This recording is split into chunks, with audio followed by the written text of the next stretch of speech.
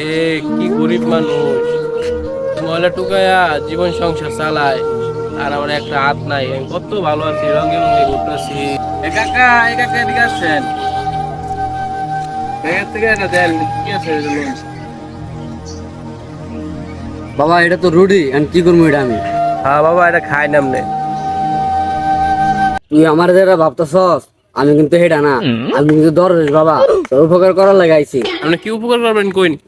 তোর এক নম্বর উপকার হইলো একদিক দিয়ে 5 লাখ টাকা, আর একদিক দিয়ে তোর একটা হাত না একটা হাত মিলাই দেবো, কোনটা চাস তুই? আমার 5 লাখ টাকা লাগতো না, আমার একটা হাত নাই, আপনি আর একটা হাত মিলাই দিন।